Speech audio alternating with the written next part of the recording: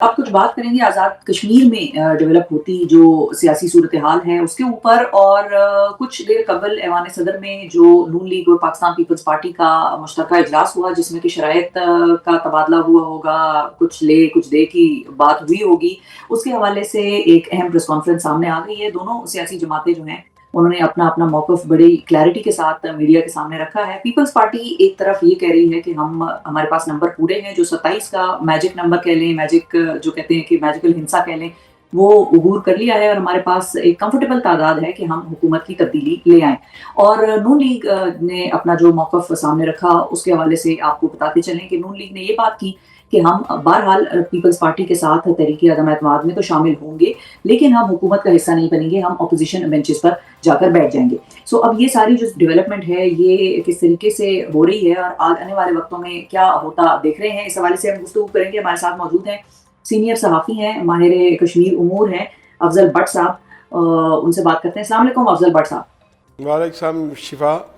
بہت شکریہ بٹ صاحب۔ سب سے پہلے تو یہ بتائیے کہ یہ آپ کو جو آزاد کشمیر میں ہوا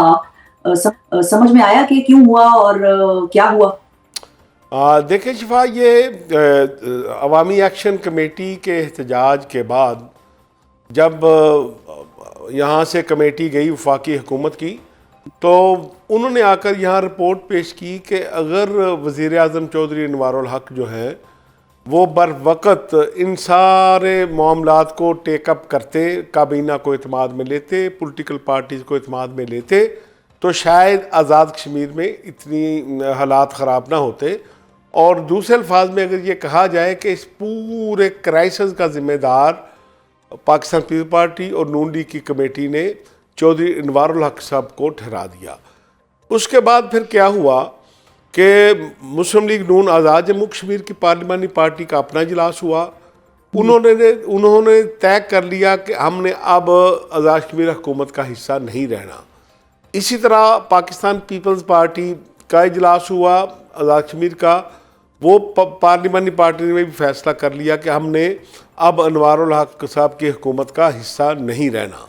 کیونکہ وہ دونوں پارٹیاں یہ سمجھتی ہیں کہ اب آزاد کشمیر کے الیکشن میں ٹوٹل 7-8 ماہ رہ گئے ہیں الیکشن کی ڈیٹ کو۔ لیکن آپ بھی جانتی ہیں ایز جرنلسٹ کہ الیکشن کمپین 2 ماہ پہلے شروع ہو جاتی ہے، ٹھیک ہے؟ تو وہ دونوں جماعتیں سمجھتی ہیں کہ یہ سارا ملبہ چودھری انوار الحق صاحب کی حکومت کا اگر ہم اپنے کندھوں پہ لے کر الیکشن میں جائیں گے تو شاید ہمیں الیکشن میں جو اس کے نتائج بھگتنا پڑے۔ یہی وجہ ہے کہ یہ دونوں جماعتیں باہر آ گئیں۔ اب یہ ہوا کہ اگر یہ جماعت بھی حکومت میں نہیں رہتی، نون لیگ جس کے 9 اراکین اسمبلی ہیں، پاکستان پیپلز پارٹی بھی نہیں رہتی اس حکومت میں جس کے 17 ارکان اسمبلی ہیں، اس کے علاوہ 6 رکنی آلریڈی اپوزیشن موجود ہے جس میں 4-5 لوگ پاکستان تحریک انصاف کے ہیں، 1 جموں کشمیر پیپلز پارٹی کے ہیں، تو پھر تو انوار الحق حکومت اپنے پاؤں پر کھڑی نہیں رہ سکتی، کیونکہ آزاد کشمیر کے وزیر اعظم کو کم از کم 27 ارکان کی حمایت درکار ہوتی ہے۔ تو پھر یہ ہوا کہ پھر کیا کیا جائے، کیا اب تک جو خرابیاں ہوئی ہیں ان کو سمیٹا جائے یا اس پورے سسٹم کو کولیپس کرنے کی طرف دھکیلا جائے؟ بٹ صاحب جی بٹ صاحب آپ کو موقع دوبارہ دوں گی، قطع کلامی کی معذرت۔ ہمارے پروگرام کے پہلے حصے میں شیخ وقاص اکرم صاحب تھے ہمارے ساتھ، تو ان سے بھی دیگر موضوعات پہ گفتگو ہوئی، تو یہ ایشو بھی ہم نے ان کے ساتھ اٹھایا، کیونکہ پی ٹی آئی کے ہی سابقہ لوگ کہہ لیں یا جو بھی ڈیسیڈنٹس کہہ لیں جنہوں نے وہاں پر ڈیفیکشن کا قانون نہ ہونے کے باعث جو ہے وہ یہ معاملہ کیا کہ پیپلز پارٹی انہوں نے شمولیت اختیار کر لی، تو انہوں نے یہ بات کی، انہوں نے کہا باقاعدہ طور پہ میرے پاس، میں نے اپنے پاس لکھ لی تھی ان کی اسٹیٹمنٹ، انہوں نے کہا کہ آزاد کشمیر میں پیپلز پارٹی اپنا وزیر اعظم اور نون لیگ اپنا اپوزیشن لیڈر لا کر دراصل چیف الیکشن کمشنر اپنا لانا چاہتی ہیں۔ تو یہ دونوں جماعتوں کا جو مین پرپز ہے یا ایم ہے وہ چیف الیکشن کمشنر رکھنا چاہیے ان کو اپنا، تاکہ انتخابات میں اپنی مرضی کے نتائج حاصل کر سکیں، اس لیے وہ یہ ساری تبدیلی چاہ رہے ہیں، اس کا عوام سے یا عوام کے، تو انہوں نے تو یہ الزام لگایا ان 2 جماعتوں پہ۔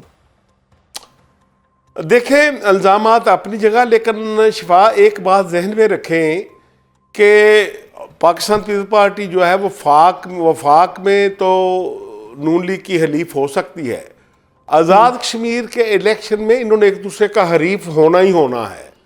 کیونکہ الیکشن اب اگر یاد ہو ابھی الیکشن ہوتے 4-5 ماہ ہوتے حکومت سازی کے تو پھر دونوں انجوائے کرتے. اب دونوں جماعتوں کی نظر جو ہے وہ اگلے الیکشن پر ہے, اور دونوں ایک دوسرے کو نیچا دکھانے کے لیے یا الیکشن میں شکست دینے کے لیے جو ہے وہ اپنی کوشش کریں گی.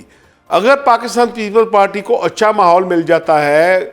فنڈز مل جاتے ہیں, نوکریاں مل جاتی ہیں, تو اعزاز کشمیر کے جو 33 کانسٹیٹوئنسی ہیں وہاں ہر حلقے میں مسلم لیگ نون کا جو کینڈیڈیٹ ہے اس نے پاکستان پیپل پارٹی کا مقابلہ کرنا ہے. اگر یہ تبدیلی ہو جاتی ہے بٹ صاحب, جو کہ پیپلز پارٹی لانا چاہ رہی ہے اور نون لیگ بھی ایک طرح سے اس چیز میں ان کے ساتھ ہیں, تو پھر پیپلز پارٹی کو تو زیادہ فائدہ ہو رہا ہوگا, مطلب فنڈز بھی ان کو مل جائیں گے. جو بالکل شفا آپ ٹھیک کہہ رہی ہیں کہ مسلم لیگ نون کی جو پارلیمانی پارٹی ہے وہ یہ سمجھتی ہے کہ اگر پاکستان پیپل پارٹی کی حکومت بن جاتی ہے, ان کے اراکین اسمبلی کو اگلے 6 ماہ کے دوران ہر حلقے میں 1-1 ارب روپے کا فنڈ مل جاتا ہے, 200 400 نوکریوں کا کوٹا مل جاتا ہے, سڑکوں تعمیرات کا جو ہے وہ مل جاتا ہے, تو پھر نون لیگ کا کینڈیڈیٹ خالی ہاتھ ان کا مقابلہ کیسا کرے گا. تو اس لیے اس میں مسلم لیگ نون کی طرف سے میرے جو ذرائع ہیں اس کے مطابق جو بڑی کڑی شرائط رکھی جائیں گی. جو وہ شرائط کچھ بتا سکتے ہیں کہ وہ کس قسم کی شرائط آپ کے کانوں تک آ رہی ہیں؟ دیکھیں, پہلی بات تو یہ ہوگی کہ ان کا کہ اگر حکومت آپ بنا رہے ہیں تو اعزاز کشمیر کے ان 33 کانسٹیٹوئنسی میں پاور شیئرنگ فارمولا کیا ہوگا. کیا آپ جتنا ترقیاتی فنڈ ملنا ہے آپ کے پیپل پارٹی کے رکن اسمبلی کو ملے گا یا ہمیں بھی ملے گا اس حلقے میں ہمارا جو امیدوار ہے. دوسرا یہ ہوگا کہ اس کا ڈیوریشن کتنا ہوگا. مسلم لیگ نون یہ سمجھتی ہے کہ جتنی جلدی الیکشن ہو جائے, اگر پیپلز پارٹی حکومت بنائے گی تو پھر فنڈز تو وہ اپنے لوگوں کو دے گی. 2 چیزیں ہیں نا, ایک چیز ہے کہ وفاقی حکومت اوپر موجود ہے, اعزاز کشمیر میں سارا فنڈز دینا ہے وفاقی حکومت نے. اگر وفاقی حکومت جو مسلم لیگ نون کی ہے وہ یہ سمجھے کہ آسانی سے ہم انہیں تمام فنڈز پرووائڈ کر دیں گے تو 4 ماہ کے بعد ہماری جو جماعت ہے مسلم لیگ نون وہ اعزاز کشمیر کا الیکشن لوز کر دے گی, تو پھر یہاں وفاق کی طرف سے پرابلم کریٹ کی جائیں گی. میں آپ کو پریکٹس کی بات کر رہا ہوں, ٹھیک ہے نا,